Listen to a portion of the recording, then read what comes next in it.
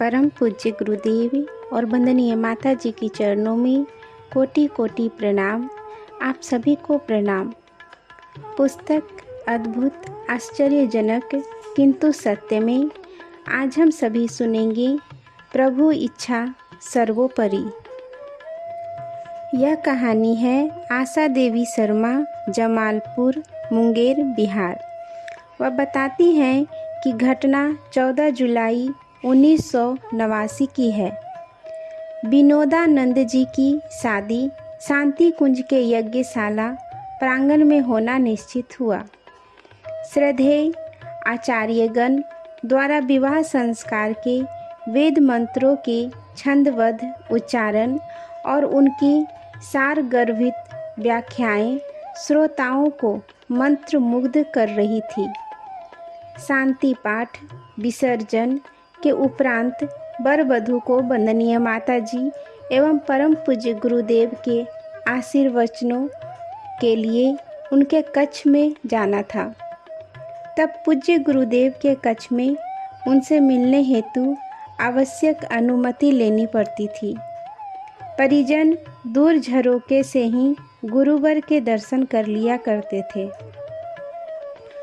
वर वधू के आशीर्वचन हेतु गुरुवर के कक्ष में जाने की अनुमति तो मिली, लेकिन फोटो लेने की नहीं अनुमति मिली। अब हमारे मन में मचलती सी भावना थी कि शादी के इतने फ़ोटो खींचे गए, पर हमारे परम आराध्य के सानिध्य में बिना तो वर वधू के सारे फ़ोटो अधूरे ही माने जाएंगे। अब गुरुदेव के आशीर्वाद वाले पल के फ़ोटो कैसे लिए जाएं? यह प्रश्न हम सब के मन में बार बार कौंधने लगा। बुद्धि उपाय ढूंढने लगी। हृदय कचोटने लगा कि गुरुदेव के फ़ोटो नहीं लेंगे तो सब चौपट। तुरंत मेरे पति के मन में एक उपाय सूझा कि अगर श्रद्धेय शिव प्रसाद मिश्रा जी के द्वारा फ़ोटो लेने की अनुमति स्वीकार करवा ली जाए तो यह संभव हो सकता है।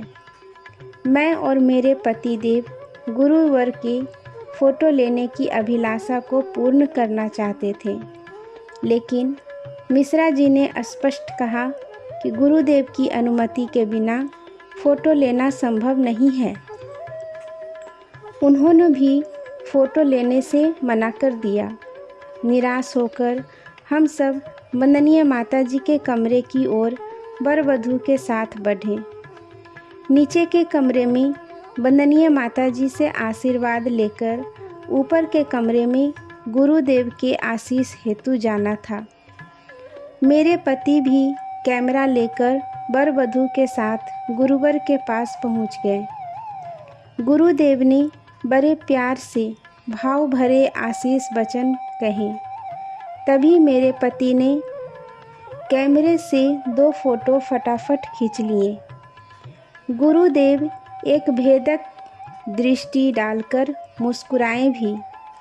हम सब बड़े प्रसन्न थे कि गुरुदेव की यादगार हमारे साथ होगी।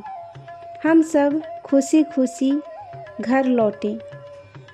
अपने घर जमालपुर पहुंचकर जब मेरे पति ने कैमरे की रील साफ करवाई तो वे स्तंभ रह गए।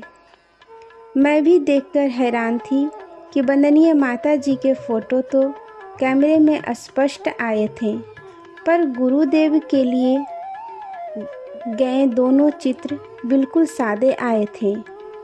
तब मैं गुरुदेव की उस भेदक दृष्टि और मुस्कुराहट का अर्थ समझी। वस्तुतः जागृत चेतना के प्रज्ञा पुरुष की इच्छा से भौतिक भी नियंत्रित हुआ। उनकी आज्ञा की अवहेलना कर कैमरा भी फ़ोटो नहीं ले पाया। सच ही कहा गया है, संसार में प्रभु की इच्छा सर्वोपरि है। परमात्मा की इच्छा ही विजय होती है। तब ये भौतिक यंत्र और संसार उनकी इच्छा को कैसे टाल सकते हैं। आज के लिए यहीं तक। आप सभी को धन्यवाद। जय गुरुदेव।